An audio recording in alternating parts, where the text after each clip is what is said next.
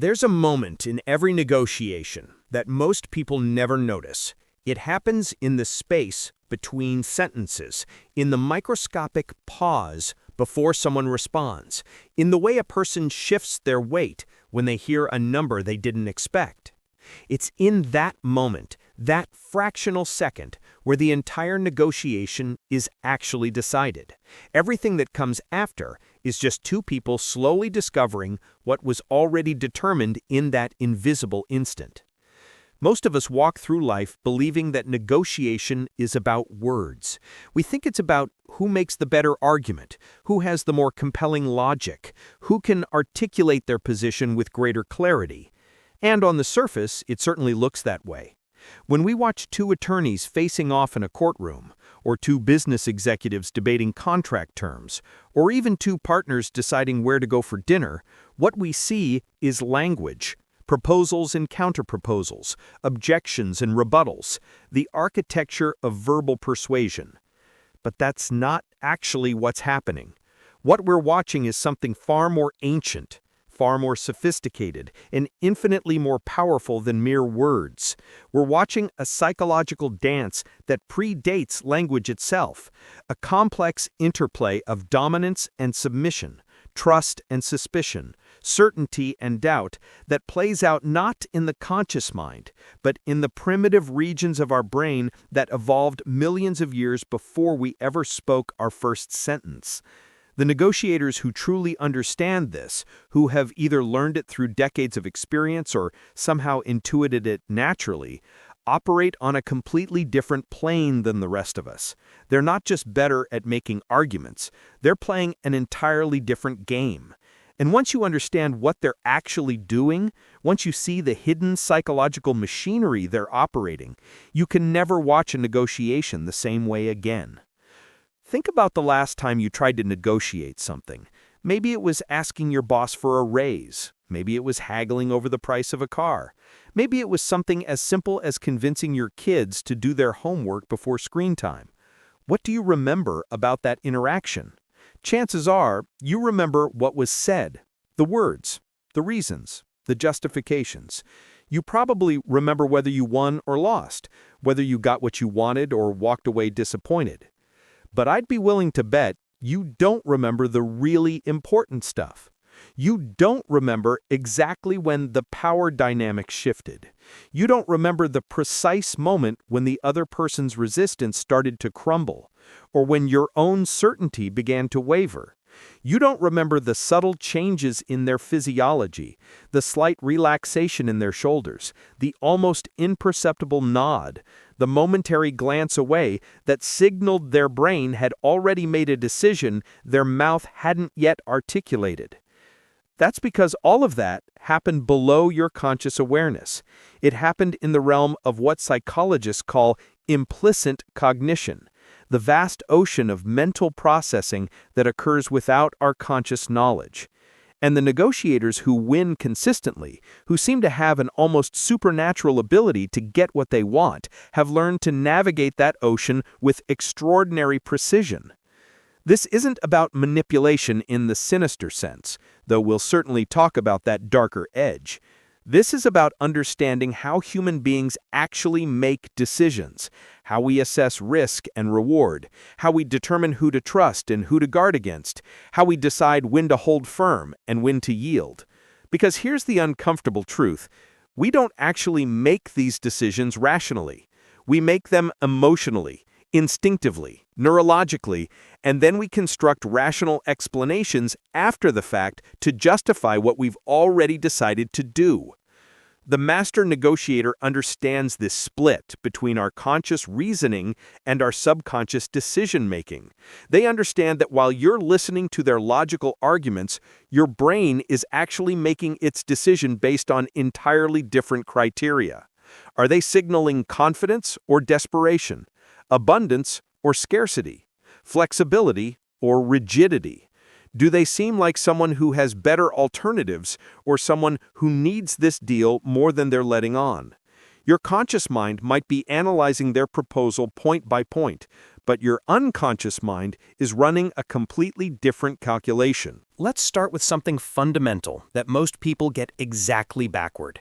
They think powerful negotiators are powerful because they're aggressive, because they dominate the conversation, because they speak with force and certainty and refuse to back down. They imagine negotiations are like battles, where the person with the bigger weapons and the louder voice wins. But if you actually study expert negotiators, and I'm talking about people who negotiate for a living at the highest levels, whether that's diplomats working on international treaties, FBI agents talking down hostage situations, or corporate attorneys handling billion-dollar mergers, what you notice immediately is how quiet they are, how much space they leave, how comfortable they are with silence. There's a former FBI hostage negotiator named Chris Voss who talks about this principle constantly. He spent decades in situations where the stakes literally couldn't be higher. People's lives hanging in the balance, seconds ticking away, emotions running at a fever pitch. And one of the first things he teaches is what he calls tactical empathy, the practice of understanding and articulating what the other person is feeling without agreeing with them. But there's something deeper happening there that goes beyond just empathy. What Voss understands, what all master negotiators understand, is that negotiation isn't about changing someone's mind through force of argument. It's about creating the conditions where they change their own mind. And you can't do that if you're doing all the talking. Think about how your brain works when someone is trying to convince you of something. Let's say a salesperson is pitching you a product, and they're going on and on about all its features and benefits. What's actually happening in your mind? You're not passively receiving their information. You're actively resisting it. Your brain is immediately generating counterarguments. Sure, but that's nice. However, they would say that, but you're building psychological defenses against their persuasion attempt. This is what psychologists call psychological reactance, the instinctive resistance we feel when we perceive someone is trying to limit our freedom or force us toward a particular choice. It's hardwired into us as a species. We don't like being told what to do, what to think, what to decide. Even when someone is making a completely logical argument that would benefit us, if they're pushing too hard, our instinct is to push back. The powerful negotiator understands this at a cellular level, so they do the opposite. Instead of pushing, they create space. Instead of arguing, they ask questions. Instead of telling you what to think, they lead you to discover it yourself. Because when you arrive at a conclusion on your own, when it feels like your idea rather than someone else's, you don't resist it, you embrace it, you defend it, you make it part of your identity. This is why the most powerful word in negotiation isn't yes, it's how. How am I supposed to do that? How can we make this work?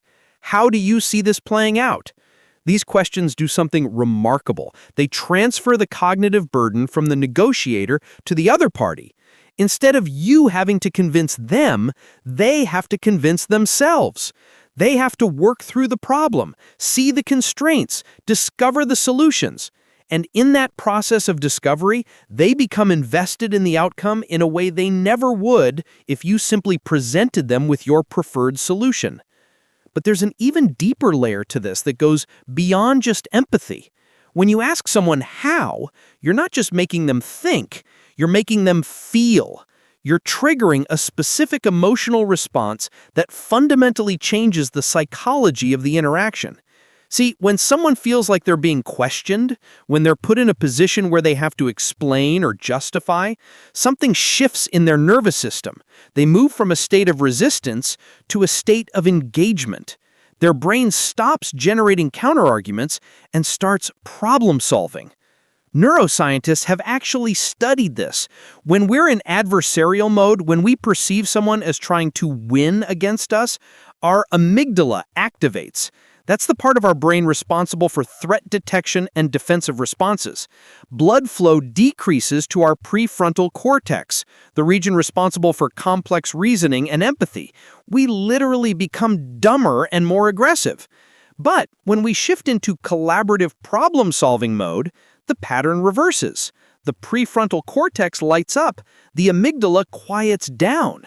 We become more creative, more flexible, more willing to find mutually beneficial solutions.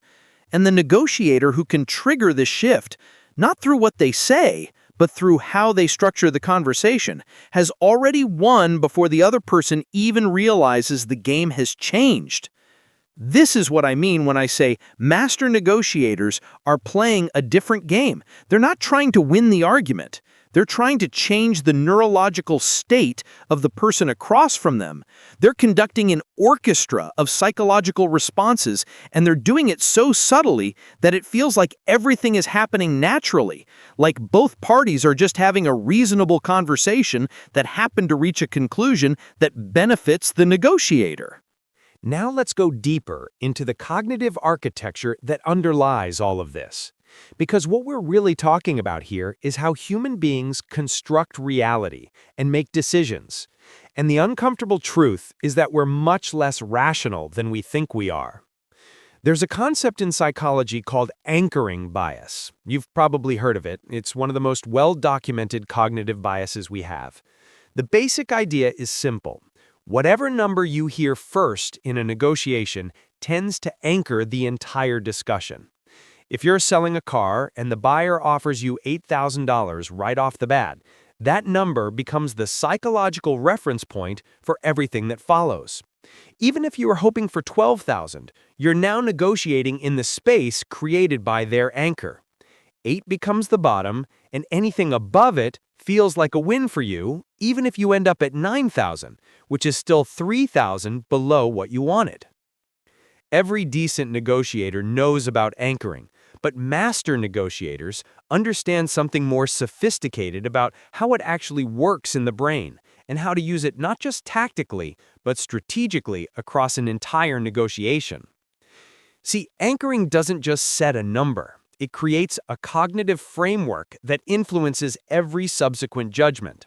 When you hear $8,000 for that car, your brain doesn't just store that as a data point, it uses that number to construct an entire narrative about value. Well, if they think it's worth 8, maybe the market is softer than I thought. Maybe there is something wrong with it that I'm not seeing. Maybe I'm overestimating what people will pay for this model. Notice what's happening there. You're not just adjusting your expectations, you're rewriting your entire understanding of reality to accommodate the anchor. This is because human beings are not objective processors of information. We're pattern-making machines, constantly constructing narratives that make sense of the data we receive. And once a narrative starts forming, we unconsciously seek out information that confirms it and dismiss information that contradicts it. This is called confirmation bias, and it works in tandem with anchoring to create a powerful psychological trap. The master negotiator doesn't just throw out a low anchor and hope it sticks. They engineer the entire informational environment that surrounds the anchor. They provide context, background, comparable examples, all carefully selected to make their anchor seem not just reasonable, but inevitable. They're not saying, "This car is worth $8,000 because I say so." They're saying, "I've been looking at comparable models and I'm seeing prices between $7,500 and $8,500, with most clustering around 8. The one I looked at yesterday was actually listed at $7,800, but it had lower mileage than yours." Now they've created what psychologists call social proof, the principle that we look to others' behavior to determine our own. You're not just arguing against their $8,000 anchor, you're arguing against the entire market as they've presented it. And unless you have contradictory data immediately available, your brain starts to accept their framework as reality. But here's where it gets really sophisticated. The truly advanced negotiator doesn't just anchor on numbers, they anchor on entire scenarios and outcomes. They control what psychologists call the BATNA, the best alternative to a negotiated agreement. This concept comes from the Harvard Negotiation Project, and it's absolutely fundamental to understanding power dynamics in any negotiation. Your BATNA is what you'll do if this negotiation fails. If we can't agree on a price for this car, what happens? You keep the car and list it elsewhere. I buy a different car from another seller.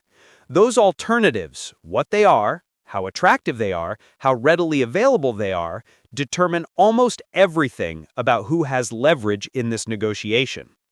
The person with the better BATNA has the power. Period. If you have 3 other buyers interested in your car and I'm desperately searching for this specific model with no other options in sight, you're negotiating from a position of abundance and I'm negotiating from scarcity. That asymmetry governs everything, even if neither of us explicitly discusses it.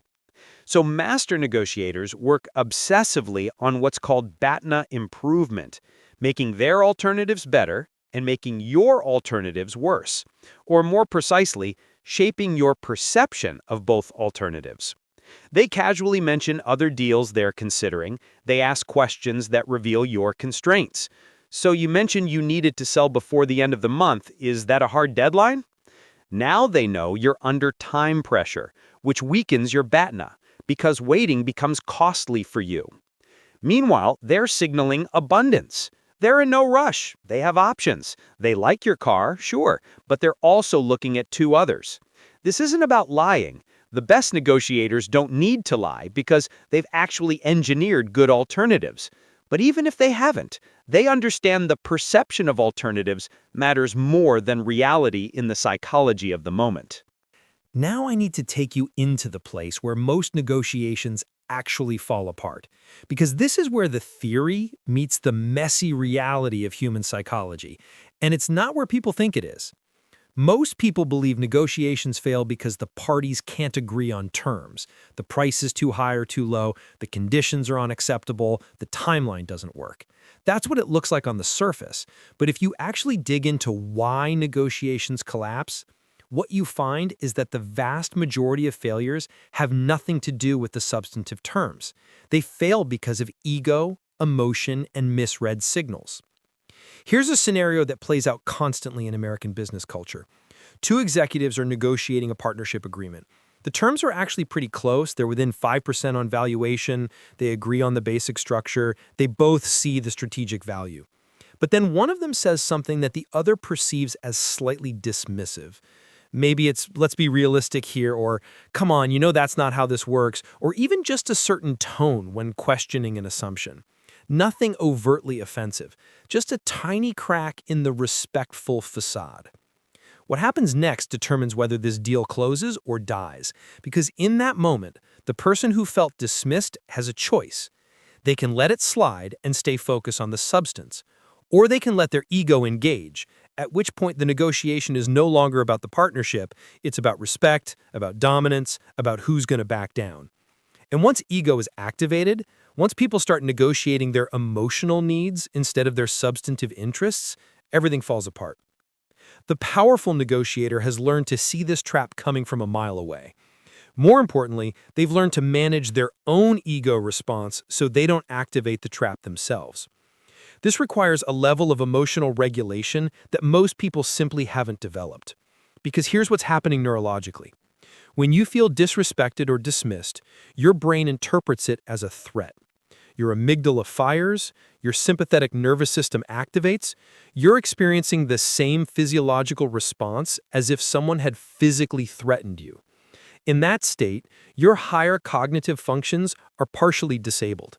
The part of your brain that can think strategically, that can see the long-term picture, that can distinguish between your emotional needs in this moment and your actual interests, that's offline.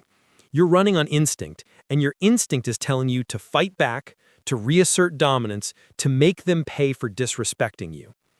The negotiator who remains calm during this moment has an extraordinary advantage, not because they're suppressing their emotions, that actually doesn't work and creates different problems, but because they've trained themselves to notice the emotional reaction without being controlled by it. They feel the surge of defensive anger, they recognize it for what it is, and they make a conscious choice about how to respond. Often the most powerful response is to do exactly what every instinct is screaming at you not to do.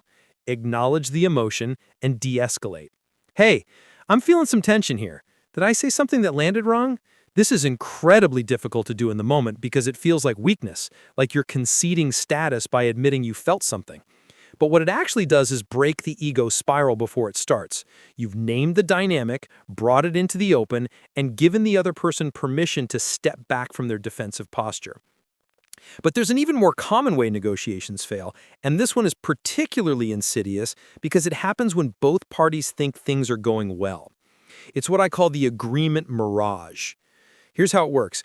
You're negotiating and you reach what seems like a point of agreement. You both nod, you shake hands, you say, "Great, we've got a deal." But what you actually have is two people who heard the same words and constructed completely different meanings. You think you've agreed that delivery by end of quarter means hard deadline March 31st, everything completed and signed off. They think it means substantially completed by end of quarter with minor adjustments into early April acceptable. Neither of you explicitly clarified this because you both assumed your interpretation was obvious. Fast forward 6 weeks, end of quarter arrives. Your expectation isn't met. You're furious because they broke the agreement. They're confused because they think they're honoring it.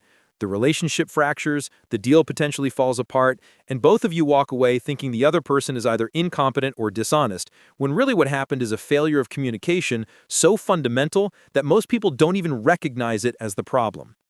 Master negotiators protect against this through what seems like almost obsessive specificity.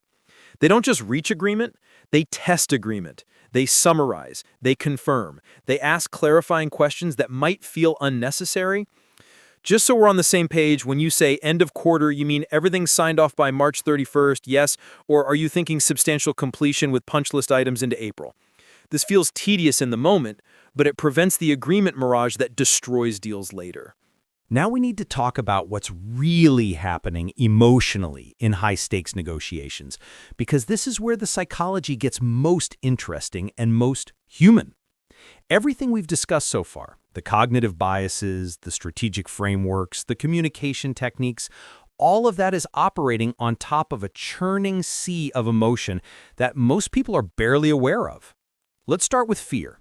Because fear is the hidden driver behind most negotiation behavior. Not the obvious fear, I'm afraid of losing this deal, but the deeper fears that we don't like to admit to ourselves. Fear of looking foolish, fear of being taken advantage of, fear that we're not as smart or competent or valuable as we need to be. These fears shape every choice we make at the negotiating table, but they do it unconsciously, which means we end up acting them out rather than addressing them. Consider what happens when someone makes you an offer that's lower than you expected. Let's say you're negotiating salary for a new job. You've done your research, you know the market rate is somewhere between $90,000 and $110,000 for this role. You're hoping for $105,000. They offer you $85,000. Your immediate emotional response is probably not just disappointment about the number. It's a whole cocktail of feelings. Maybe there's anger. How dared they lowball me like that? Maybe there's anxiety. Do they not see my value? Maybe there's self-doubt. Am I not as qualified as I thought? Maybe I'm not worth what I assumed. And underneath all of it is fear. Fear that you're not going to get what you need, fear that you're going to have to choose between accepting something beneath your worth or walking away with nothing. Now, a person who hasn't developed emotional awareness in negotiation will respond to that fear reactively. They might get defensive. I can't accept that. I know my worth. I bring X, Y, and Z to the table. They might fold immediately. Okay, what about 90? Or even, I guess 85 could work. They might disengage. Thanks for the offer. I'll need to think about it. And then never respond because they don't know how to navigate the emotional discomfort. None of these responses address what's actually happening. What's actually happening is that their self-worth has been challenged and they're trying to protect it through negotiation behavior. But negotiation can't fix your self-worth. That's an internal issue. The negotiator who understands this, who has done the psychological work to separate their inherent value as a person from the numbers being discussed in a negotiation, can respond from a completely different place. They can hear that $85,000 offer and feel the emotional response without being driven by it. They can say something like, "Thanks for putting that number on the table. I want to understand your thinking here because based on my research of comparable roles, I'm seeing a market range that starts quite a bit higher. Walk me through how you arrived at 85." Now they're not defending their worth. They're curious about the logic. They're treating it like a problem to solve together rather than an attack to defend against. This emotional regulation isn't about being cold or robotic. Actually, the best negotiators are deeply attuned to emotion, both their own and others. What they've learned is not to let emotion dictate strategy. They feel everything, but they choose their response rather than reacting automatically. There's a related emotional trap that's particularly prevalent in American culture, and that's the need to be liked. We're socialized, especially women, but honestly everyone to some degree, to prioritize being perceived as pleasant, agreeable, not difficult. We're terrified of coming across as demanding or unreasonable, so we self-censor. We soften our requests. We accept less than we want because asking for more feels aggressive or greedy. This is what psychologists call impression management, and it's death to effective negotiation. Because here's the thing. In a negotiation, being liked is not actually your goal. Being respected is your goal, and sometimes those two things conflict. Sometimes you have to risk being perceived as difficult in order to advocate for your actual interests. The skilled negotiator has made peace with this. They've internalized that the discomfort someone might feel when they hold firm on a position is not their responsibility to manage. They can be warm, they can be pleasant, they can be collaborative, but they will not sacrifice their interests to avoid momentary social awkwardness. And paradoxically, when you show up like this, when you're genuinely comfortable with potential disapproval, you often end up being respected more, which creates better outcomes than being liked ever did. Let's shift now into something more subtle and more powerful, reading what isn't being said. Because in any negotiation, the most important information is usually communicated non-verbally, through hesitations and emphasis, through what's carefully avoided, through the micro-expressions that flicker across someone's face for a fraction of a second before they remember to control their features. Master negotiators are essentially reading two parallel texts simultaneously. There's the surface negotiation, the words being said, the proposals being made, the logical arguments being advanced.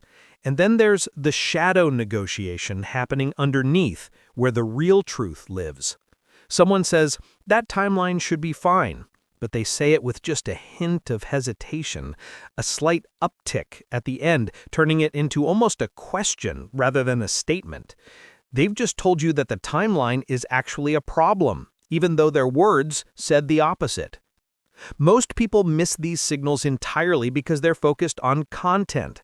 They're tracking the logical flow of the conversation, making sure they respond to each point, thinking about their next argument. But the negotiator who's reading the shadow conversation is operating with dramatically more information.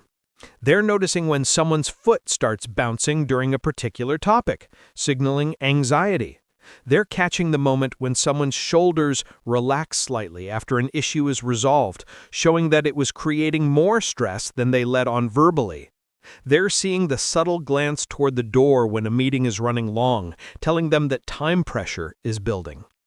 This is a teachable skill, by the way. It's not some mysterious intuition that you either have or don't have.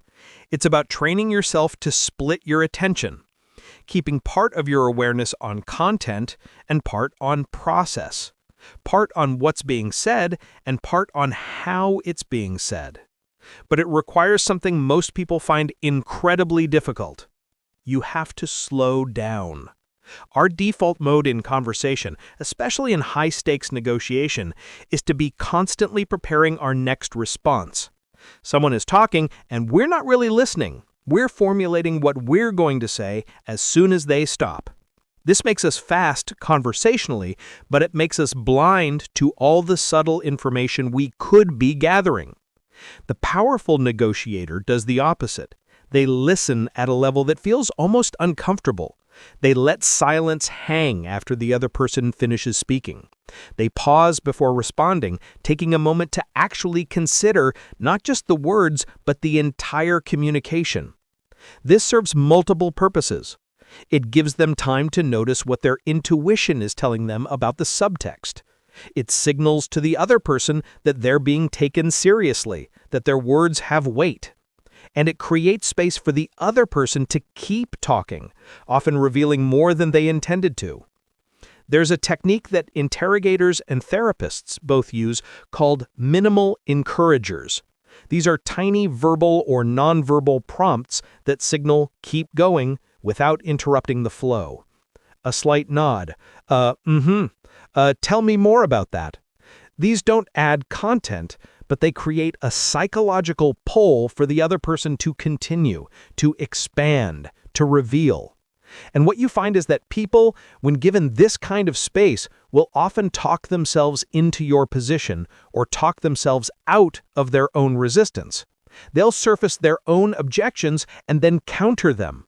They'll realize contradictions in their thinking. They'll discover flexibility they didn't know they had. But here's where it gets even more interesting. The shadow negotiation isn't just about reading the other person. It's about managing what you're communicating nonverbally. Because you're being read too.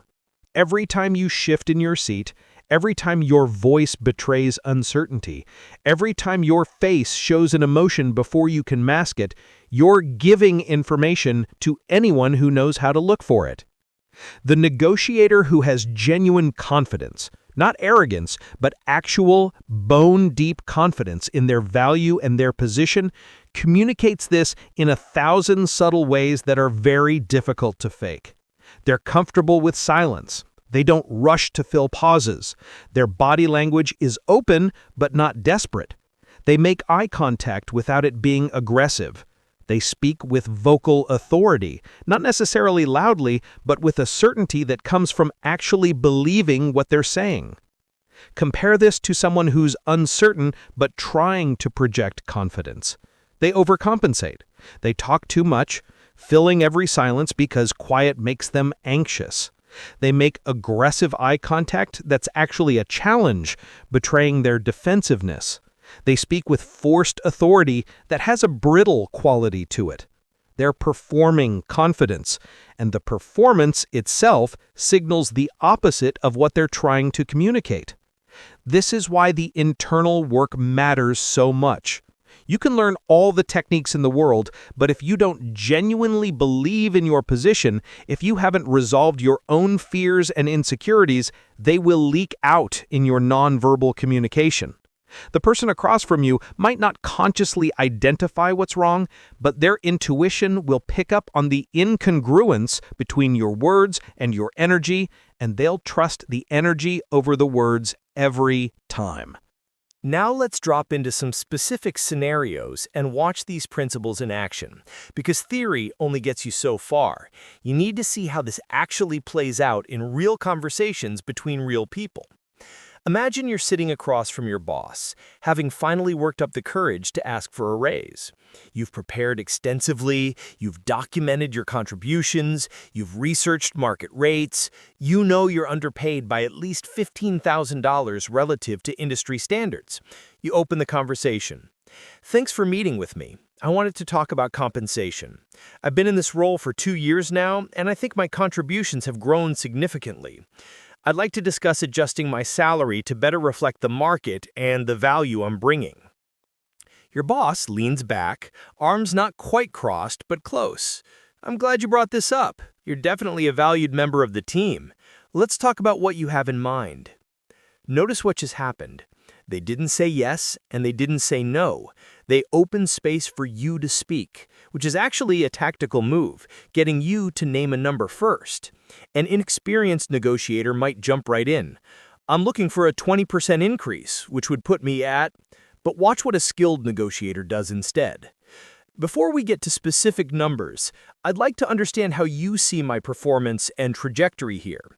What's your assessment of the value I've been bringing, and where do you see me in the organization's future? They've just deflected the anchor attempt and flipped the dynamic. Now the boss has to articulate your value in their own words, which creates psychological commitment. Whatever they say becomes their position that they have to reconcile with later. Boss: well, you've definitely grown in the role. The Jenkins project was a big win, and your work with the new client base has been solid. I think you've got a good future here. Notice the careful language. Solid. good future. These are deliberately moderate terms, managing expectations downward.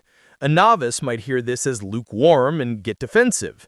A skilled negotiator hears the strategy and works with it. I appreciate that. The Jenkins project was actually a perfect example of what I wanted to discuss. That brought in $2.3 million in new revenue, and I was the lead on strategy and execution.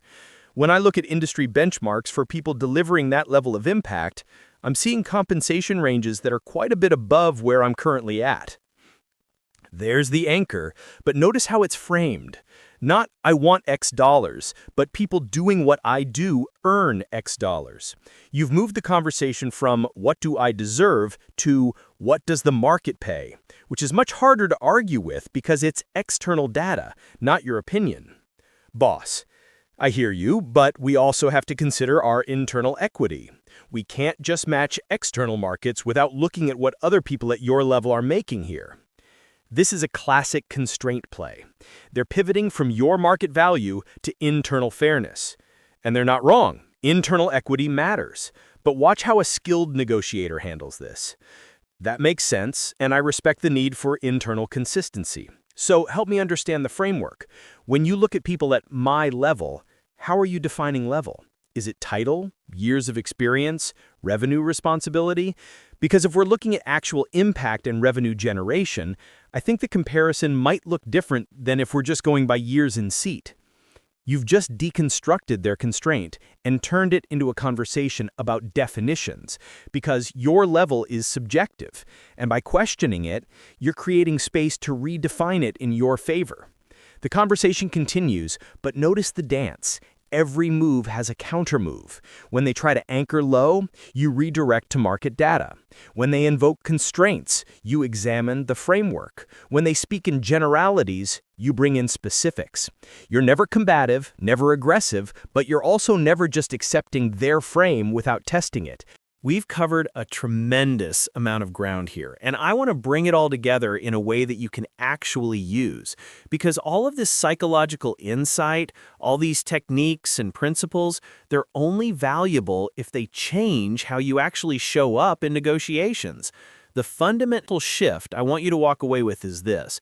Negotiation is not about conflict. It's not about winning or losing, dominating or submitting. Those frames poison everything because they activate our threat response, and when we're in threat mode, we're not strategic, we're not creative, we're not even particularly effective. We're just defensive animals trying to protect ourselves. The master negotiators, the ones who consistently get extraordinary outcomes while maintaining relationships and their own integrity, they've transcended that conflict frame entirely. They see negotiation as collaborative problem-solving with mixed motives. Yes, you have different interests. Yes, there's tension between what you want and what they want. But you also have a shared interest in reaching an agreement, and that shared interest is often more powerful than the areas of conflict if you know how to activate it. This requires a particular kind of confidence that most people haven't developed. Not confidence that you'll win, but confidence that you'll be okay either way. Confidence in your BATNA, in your alternatives, in your ability to walk away if the deal doesn't serve you. Because paradoxically, the moment you're genuinely okay with walking away is the moment you gain the most power to stay and negotiate effectively. Everything we've talked about, the anchoring, the tactical empathy, the reading of nonverbal signals, the emotional regulation, all of it comes back to this centered place where you're clear on what you need, aware of what they need, and creative about finding the overlap. You're not trying to take from them, you're trying to create value that didn't exist before the conversation started. That's what the best negotiations do. They're not zero-sum, where your gain is my loss. They're positive-sum, where we both walk away better off than if we hadn't negotiated at all. Finding that positive-sum outcome requires psychological sophistication, emotional maturity, and strategic thinking. It requires you to manage your own fears and ego. It requires you to see the human being across from you as someone with legitimate needs and concerns, not just an obstacle to overcome. And here's the beautiful thing. When you approach negotiation from this place, you don't have to choose between being effective and being ethical. You don't have to manipulate or deceive or exploit. You can be genuinely collaborative and still advocate powerfully for your interests. You can be kind and still be formidable. This is a lifelong practice. Every negotiation you enter is an opportunity to refine these skills, to notice where your ego still hijacks you, to discover new dimensions of psychological complexity in yourself and others. The negotiators who are most skilled are the ones who've been studying this their entire lives, not from books, but from experience, from thousands of conversations where they tried something new and learned from what happened. So here's what I want you to do. Start paying attention. In every interaction where there's any element of persuasion or agreement seeking, watch the psychological dynamics. Notice when you feel defensive and ask yourself why. Notice when someone seems to shift their position and try to identify what changed for them. Practice being comfortable with silence. Practice asking how instead of making assertions. Practice separating your self-worth from the outcome of negotiations. Because mastering negotiation isn't just about getting better deals, though you absolutely will. It's about understanding human psychology at a deeper level. It's about becoming more aware of your own patterns and more skilled at navigating others. It's about building the confidence that comes from knowing you can handle difficult conversations in unclear situations with grace and effectiveness. You have more power than you think you do. You just need to learn to see it, to access it, to use it wisely. And now you know where to look.